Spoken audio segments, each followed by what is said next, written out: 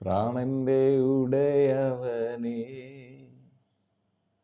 പ്രാണൻ നിൻ കയ്യിലല്ലേ, സന്ദേഹമെന്തിനു സോദരരെ, നീ നിനക്കുള്ളതല്ലല്ലോ. രോഗമേന്നുള്ളിലേശുണ്ട്, നിൻമുട്ടുമടക്കുവാൻ കൽപ്പിക്കുന്നു. കടഭാരമേ നീ എന്നെ തൊടുകയില്ല, യേശുവിൻ രക്തമെന്നാശ്രയം, രക്തമെൻ മറവിടമേ, രക്തമെൻ കോട്ടയുമേ, തിരുനീണത്താൽ എന്നെ വാങ്ങിയവൻ എൻ ഹൃദയത്തിൽ വസിക്കുന്നതാ. പ്രാണന്റെ ഉടയവനേ, പ്രാണൻ നിൻ കയ്യിലല്ലേ, സന്ദേഹമെന്തിനു സോദരനേ, നീ നിനക്കുള്ളതല്ലല്ലോ.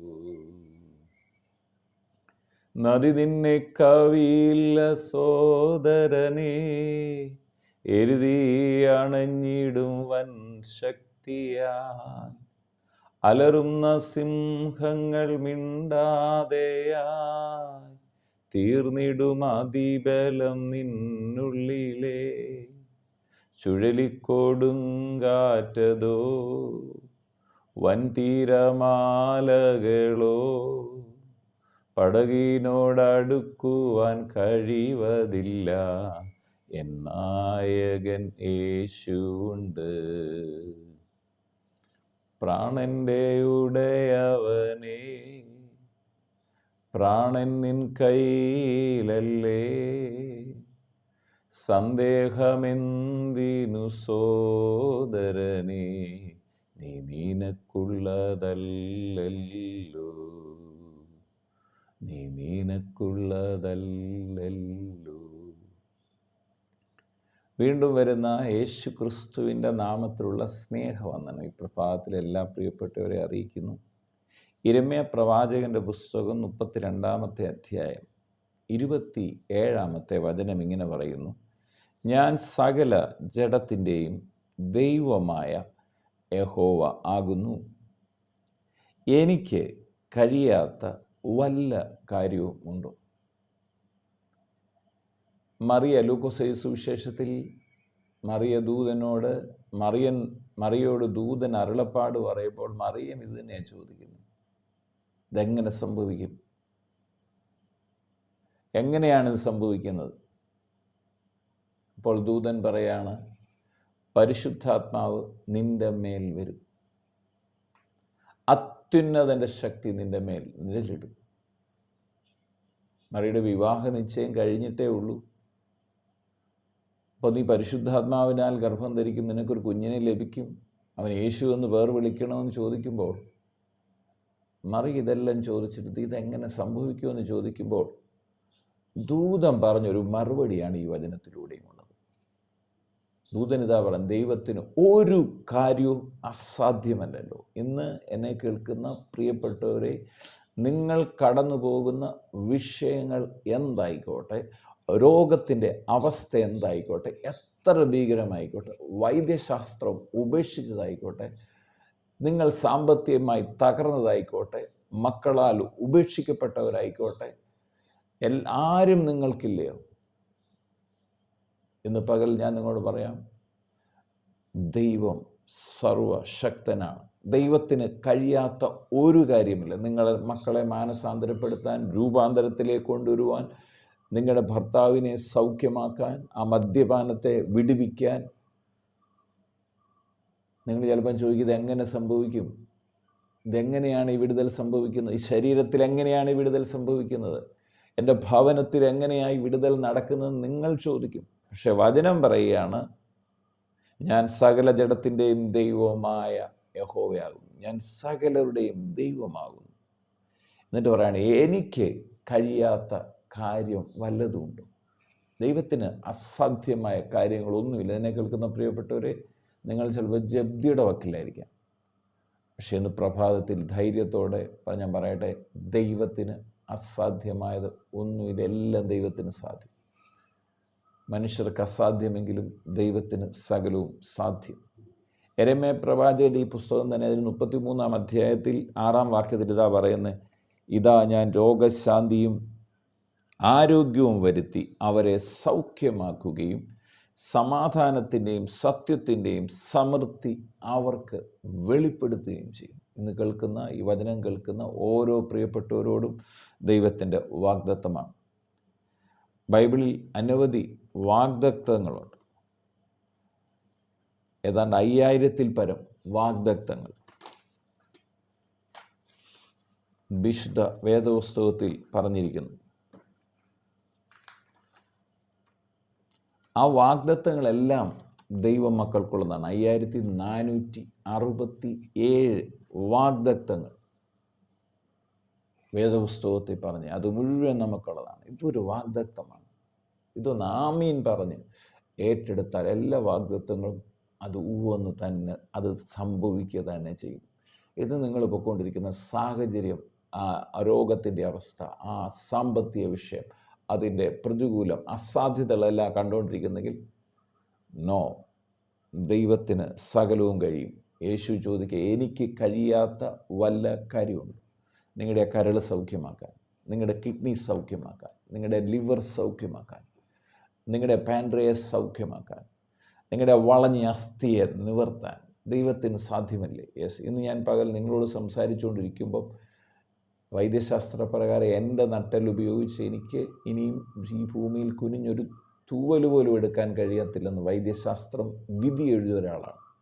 എന്നാൽ ഇന്ന് ദീർഘദൂരം യാത്ര ചെയ്ത് കർത്താവിൻ്റെ വേല ചെയ്യും. വാഹനം ഓടിക്കലെന്ന് പറഞ്ഞാൽ ഞാൻ തന്നെ വാഹനം ഓടിച്ച് ദീർഘദൂരം വാഹനം ഓടിച്ച് പല ഭവനങ്ങൾ കയറി പ്രാർത്ഥിച്ച് മലകൾ കയറി ഇറങ്ങി യാത്ര ചെയ്യുന്നു. ഇന്ന് നടുവിന് യാതൊരു പ്രയാസമില്ല. എൻ്റെ ശരീരത്തിൽ പല രോഗത്തിൻ്റെ അവസ്ഥകൾ വന്ന് മരണസന്നനായി തീർന്ന അവസ്ഥയുണ്ട്. ഡെങ്കി ഫീവർ വന്ന് കോവിഡിൻ്റെ സമയത്ത്. പക്ഷെ അതിൻ്റെ നടുവിൽ നിന്നും യേശു എന്നെ സൗഖ്യമാക്കി.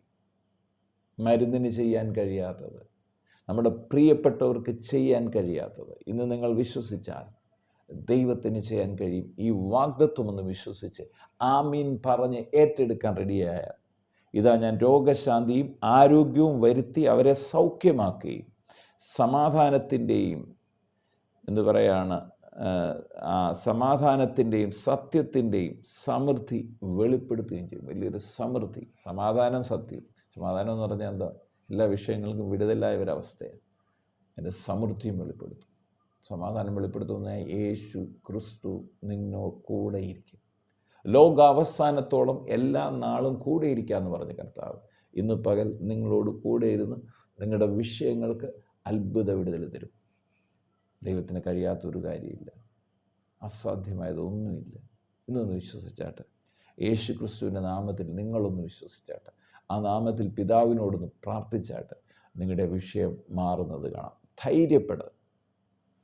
സകല ജഡത്തിൻ്റെയും ദൈവമായ യഹോവയാകുന്നു ഞാൻ. എനിക്ക് കഴിയാത്ത വല്ല കാര്യമുണ്ടോ? ഒരു കാര്യമില്ല. ക്യാൻസർ സൗഖ്യമാക്കാൻ യേശുവിന് കഴിയും. ഈ കഴിഞ്ഞ ദിവസം ഞാൻ കേട്ടൊരു സാക്ഷ്യം, ജർമ്മനിയിലൊരു ബ്രദർ ബ്രെയിൻ ഡെത്തായ ആളാണ്. വൈദ്യശാസ്ത്രപ്രകാരം അദ്ദേഹം ഇനി ജീവനിലേക്ക് മടങ്ങി വരത്തില്ല. ഞങ്ങളുടെ കൂടെ നിൽക്കുന്ന ഒരു ദൈവദാസൻ ആ ബ്രദറിന് വേണ്ടി പ്രാർത്ഥിക്കുമ്പോൾ അവിടെ ബ്രെയിൻ ഡെത്തായ ഡോക്ടർമാരായി ഉപേക്ഷിക്കപ്പെട്ട ആൾ പിറ്റേ ദിവസം പ്രഭാതത്തിൽ ചെന്ന് നോക്കുമ്പോൾ, സിസ്റ്റർ ചെന്ന് നോക്കുമ്പോൾ മൂക്കിലും വായിലും ഒക്കെ ഘടിപ്പിച്ചിരുന്ന ട്യൂബുകൾ മാറ്റപ്പെട്ട നിലയിൽ കിടക്കുന്നു. ആ സഹോദരി ഭയന്നു. ഡോക്ടർ വന്ന വഴക്ക് പറയാം, ട്യൂബൊക്കെ അവരുടെ അശ്രദ്ധ കൊണ്ട് സംഭവിച്ചാണ്. പക്ഷേ എന്നാ സംഭവിച്ച് ഇവർ ട്യൂബ് വീണ്ടും ഘടിപ്പിക്കാൻ തുടങ്ങുമ്പോൾ ആ സഹോദരൻ ഇച്ചിരി വെള്ളം ആവശ്യപ്പെട്ടു. അദ്ദേഹം വെള്ളം കുടിച്ചു. പിന്നീട് സംഭവിച്ചത് ശനിയാഴ്ചയായി സൗഖ്യത്തിലേക്ക്. അതിൻ്റെ തലേദിവസം ആളൊരു പ്രാർത്ഥിച്ചതാണ്. പിന്നെ പിറ്റേ ദിവസത്തേക്ക് അദ്ദേഹത്തിൻ്റെ അടുത്ത് പോയി പ്രാർത്ഥിക്കാൻ കഴിയാത്തതുകൊണ്ട് ഫോണിൽ ചെവിയിലാണ് പ്രാർത്ഥിച്ചത്. ചെവിയിലോട്ട് വെച്ച് കൊടുക്കായിരുന്നു. അദ്ദേഹം മരിച്ചപോലെ ബ്രെയിൻ ഡെത്തിൽ കിടക്കുക. അതിന് പിറ്റേ ദിവസം രാവിലെയാണ് ഈ അത്ഭുതം നടക്കുന്നത്. ശനിയാഴ്ച ഈ അത്ഭുതം നടന്നെങ്കിൽ ഞായറാഴ്ച ഡിസ്ചാർജായി സൗഖ്യത്തോടെ വീട്ടിൽ വന്നു. കഴിഞ്ഞ ആഴ്ച അത് നടന്ന സംഭവമാണ്. അദ്ദേഹം ഇന്ന് അത്ഭുതകരമായി ജീവനോടെ ഇരിക്കുന്നു. ഇതിനെ വചനം കേട്ടുകൊണ്ടിരിക്കുമ്പം വൈദ്യശാസ്ത്രപരമായി ചില രോഗത്തിൻ്റെ അവസ്ഥയിൽ വലിയ പ്രതീക്ഷകൾ മുഴുവൻ നഷ്ടപ്പെട്ട് കേൾക്കുന്ന വ്യക്തി ജീവിതത്തോടാണ് ദൈവത്തിൻ്റെ പരിശുദ്ധാത്മാവ് ഇന്ന് പ്രഭാതത്തിൽ പറയുന്നത്. ആ സാമ്പത്തിക വിഷയങ്ങൾ വന്ന് ഇനി ആത്മഹത്യ മാത്രമല്ല, അത് വേറെ വഴിയില്ലാതിരിക്കുന്ന ആ സഹോദരനോടും കുടുംബത്തോടുമാണ് ദൈവത്തിൻ്റെ പരിശുദ്ധാത്മാവ് ഇപ്പോൾ സംസാരിച്ചുകൊണ്ടിരിക്കുന്നത്. നോ, ആത്മഹത്യയല്ല പരിഹാരം. യേശു നിങ്ങൾക്ക് വേണ്ടി കാൽവറി മരിച്ചതുകൊണ്ട് സകല വിഷയത്തിന്മേലും വിടുതലുണ്ട്, രോഗത്തിന്മേലും വിടുതലുണ്ട്, ശാപത്തിന്മേൽ വിടുതലുണ്ട്, മുഴുവൻ വിഷയത്തിന്മേൽ വിടുതലുണ്ട്. വിശ്വസിക്കുക, കർത്താവായ യേശുവിൽ വിശ്വസിക്കുക, ഇന്ന് കേട്ടുകൊണ്ടിരിക്കുന്ന വചനത്തിൽ വിശ്വസിക്കുക. യേശു ക്രിസ്തു നിങ്ങളെ സൗഖ്യമാക്കും. യേശു ക്രിസ്തു നിങ്ങളെ വിടുവിക്കും. നിങ്ങളുടെ ഉദരസംബന്ധമായ രോഗമാണ്, ഇപ്പോൾ വയറെ കൈവെക്കണം, ഇപ്പോൾ പ്രാർത്ഥിക്കാൻ പോവാണ്. നിങ്ങളുടെ ശരീരത്തിൽ എന്ത് സ്വസ്ഥയാണ് എന്ന് വിശ്വാസത്തോടെ പ്രാർത്ഥിക്കണം. ആ ലിവർ സൗഖ്യമാകുന്ന കാണണം, ആ കിഡ്നി സൗഖ്യമാകുന്ന കാണണം. ഈ വചനത്തിൽ നിന്നൊന്ന് വിശ്വസിക്കണം. ആമീൻ പറയണം. ഇതൊരു വാഗ്ദത്തമാണ്. ഞാൻ രോഗശാന്തി വരുത്തുമെന്നും ആരോഗ്യം വരുത്തുമെന്നും കർത്താവ് പറഞ്ഞതാണ്. അപ്പോൾ തന്നെ ദൈവത്തിന് അസാധ്യമായത് ഒന്നുമില്ല. കഴിയാത്ത വല്ല കാര്യമുണ്ട്. ദൈവം ഇന്ന് പ്രവർത്തിക്കും. വിശ്വാസത്തോടെ പ്രാർത്ഥിക്കാം. ആ ശരീരത്തിന് കൈവച്ചാട്ട്. പിതാവെ, പ്രാർത്ഥിക്കുന്നു യേശു ക്രിസ്തുവിൻ്റെ അധികാരമുള്ള നാമത്തിൽ പ്രാർത്ഥിക്കുമ്പോൾ ഹാർട്ടുകൾ സൗഖ്യമാകട്ടെ, ലിവർ സൗഖ്യമാകട്ടെ, യേശുവിൻ്റെ നാമത്തിൽ കിഡ്നി സൗഖ്യമാകട്ടെ, പാൻട്രിയസ് സൗഖ്യമാകട്ടെ, ഉദരസംബന്ധമായ രോഗികൾ സൗഖ്യമാകട്ടെ. ഏതൊക്കെ രോഗത്തിൻ്റെ അവസ്ഥയിലാണോ ഭീകര ബ്രെയിൻ ഡെത്തായിട്ടുള്ളവർ, അവർക്ക് വേണ്ടി പ്രാർത്ഥിക്കുന്ന വ്യക്തികൾ ഇപ്പോൾ തന്നെ ആ സ്ഥലങ്ങളിൽ ദൈവത്തിൻ്റെ ശക്തി വ്യാപരിച്ച് രോഗശാന്തിയും ആരോഗ്യവും വരട്ടെ. പ്രാർത്ഥിച്ച് അനുഗ്രഹിക്കുന്നു. സകല മഹത്വം ഓർക്കപ്പെട്ട കുഞ്ഞാണ്. അപ്പോൾ തന്നെ ഇന്നെന്നെ കേൾക്കുന്നവർ സാമ്പത്തിക പ്രതിസന്ധിയിൽ ഇരിക്കുന്നവരുടെ ജീവിതത്തിൽ വിടുതലുണ്ടാകട്ടെ. അസമാധാനങ്ങൾ യേശു ക്രിസ്തുവിൻ്റെ നാമത്തിൽ മാറിപ്പോകട്ടെ. പ്രാർത്ഥിച്ച് അനുഗ്രഹിക്കുന്നു. സകല മഹത്വവും അർക്കപ്പെട്ട കുഞ്ഞാടിന് സമർപ്പിക്കുന്നു. യേശു ക്രിസ്തുവിൻ പൊന്നുനാമത്തിൽ പിതാവേ, ആമേൻ. രോഗമേ എന്നുള്ളിൽ യേശുവുണ്ട്, നിൻമുട്ടു മടക്കുവാൻ കൽപ്പിക്കുന്നു. കടഭാരമേ നീ എന്നെ തൊടുകയില്ല. യേശുവിൻ രക്തമെന്നാശ്രയം, രക്തമെൻ മറവിടമേ, രക്തമെൻ കോട്ടയുമേ. തിരുനീണത്താൽ എന്നെ വാങ്ങിയവൻ എൻ ഹൃദയത്തിൽ വസിക്കുന്നതാ. പ്രാണന്റെ ഉടയവനേ, പ്രാണൻ നിൻ കയ്യിലല്ലേ. സന്ദേഹമെന്തിനു സോദരനേ, നീ നിനക്കുള്ളതല്ലല്ലോ.